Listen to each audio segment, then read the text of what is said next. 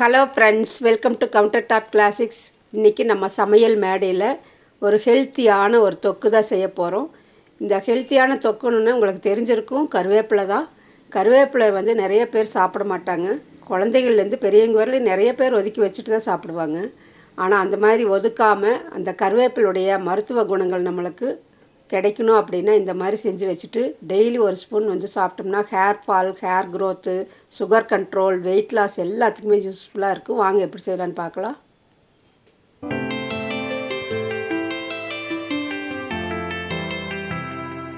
நான் வந்து ஃப்ரெஷ்ஷான கருவேப்பிலை வந்து நல்லா கழுகி எடுத்து இந்த மாதிரி தண்ணி இல்லாமல் ட்ரையாக எடுத்து வச்சுக்கிறேன். 3 கைப்பிடி அளவு.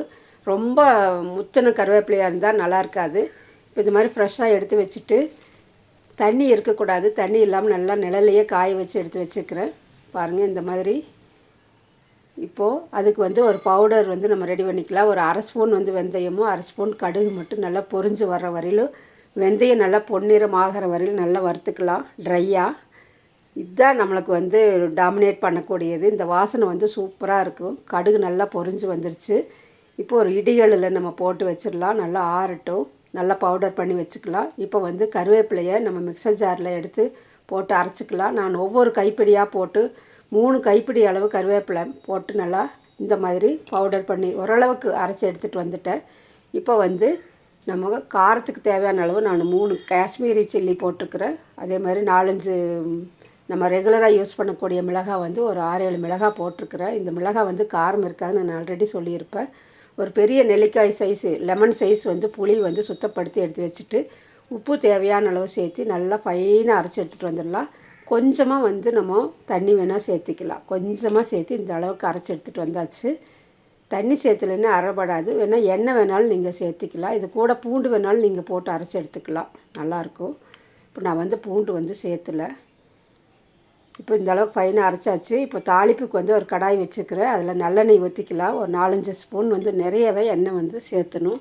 எந்த அளவுக்கு நம்ம எண்ணெய் நிறைய சேர்த்துறோமோ அந்த அளவுக்கு வந்து அது ப்ரிசர்வேட்டிவ் தான், ரொம்ப நாளைக்கு வச்சுக்கலாம். ஒரு 3 மாதத்துக்கு வேணாலும் வச்சுக்கலாம். அந்த ஃப்ரிட்ஜில் வச்சு சாப்பிட்டோம்னா. கடுகு, உளுந்தம்பருப்பு கொஞ்சமாக சேர்த்து நல்லா பொரியட்டும். கூடவே வந்து ஒரு 1/4 ஸ்பூன் சீரகம் சேர்த்திக்கலாம். சீரகம் சேர்த்தும் போது நல்லா வாசனையாகவும் இருக்கும், ஹெல்த்துக்கு நல்லது. இப்போ ஒரு ஸ்பூன் அளவுக்கு வந்து கடலைப்பருப்பு சேர்த்திக்கலாம். இந்த ஸ்டேஜில் நீங்கள் பொடியாக கட் பண்ணி வச்சுருக்கக்கூடிய பூண்டு வேணாலும் சேர்த்திக்கலாம். இப்போ நான் வந்து மஞ்சத்தூளும் பெருங்காயத்தூள் தாராளமாக சேர்த்து வைக்கிறேன். நல்லா கலந்து விட்டுடலாம். இப்போ பூண்டு வந்து குட்டி குட்டியாக இருந்துச்சுன்னா ஒரு கைப்பிடி அளவு பூண்டு வேணாலும் இதில் நீங்கள் சேர்த்தி நல்லா அந்த தண்ணி வத்துற வரையில் விட்டுட்டு எடுத்து போட்டுக்கலாம் அரைச்ச விழுதை.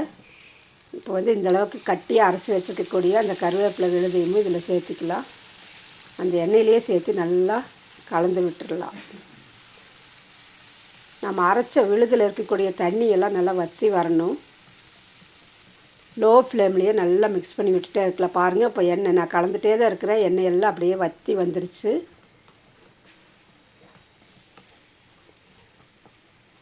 ஜாரில் இருக்கக்கூடியது எல்லாமே எடுத்து போட்டுட்டேன் நான்.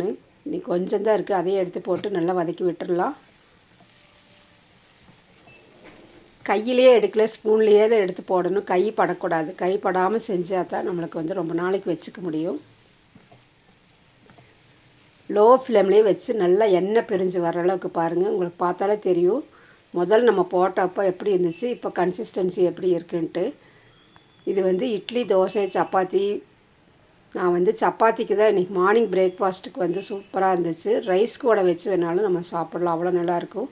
குழந்தைகளுக்கு வந்து சூடாக சாதம் செஞ்சு எண்ணெய் ஊற்றிட்டு கடுகு, கருவேப்பிலை, உளுந்தம்பருப்பு, கடலைப்பருப்பு இதெல்லாம் போட்டு தாளிச்சிட்டு இதை ஒரு ஸ்பூன் போட்டு சாதத்துக்கு நம்ம எவ்வளோ சாதம் நம்ம போடுறோமோ அந்த அளவுக்கு 2 ஸ்பூன் வந்து இந்த தொக்கு போட்டு நல்லா மிக்ஸ் பண்ணி கொடுத்துட்டா, ஒரு சிப்ஸ் கூட வச்சு கொடுத்துட்டா லஞ்ச் பாக்ஸுக்கு வேணாலும் கொண்டு போவாங்க. அந்தளவுக்கு வந்து டேஸ்ட் நல்லாயிருக்கும். ஹேர் ஃபாலுக்கு, ஹேர் க்ரோத் வந்து நல்லா ஆகும். அதே மாதிரி சுகர் கண்ட்ரோல் பண்ணுது, வெயிட் லாஸ் எல்லாத்துக்குமே நம்மளுக்கு கருவேப்பிலை வந்து ரொம்ப யூஸ்ஃபுல்லாக இருக்குது.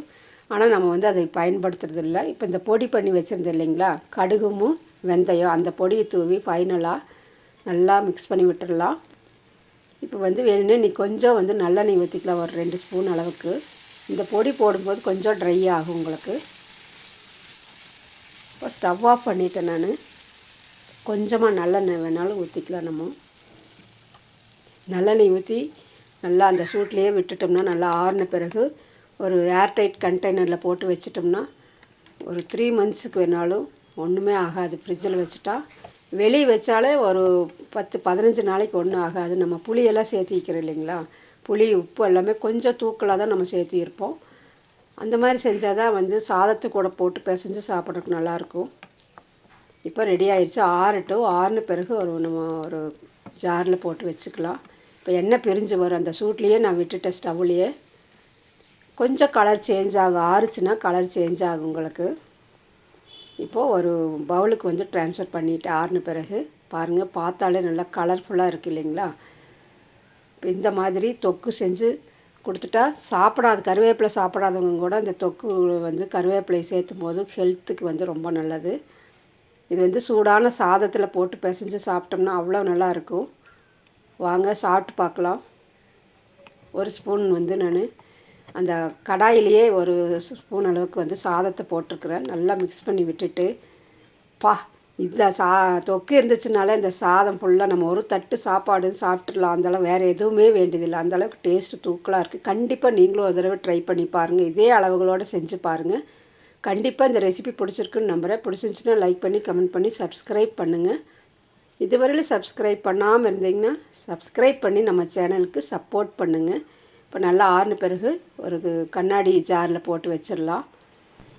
இந்த மாதிரி போட்டு வச்சுட்டு ஈரமில்லாத ஸ்பூனில் தான் நம்ம எடுத்து யூஸ் பண்ணணும். அப்போ தான் வந்து ரொம்ப நாளைக்கு வந்து ஒன்றும் ஆகாது. தேங்க்ஸ் ஃபார் வாட்சிங்.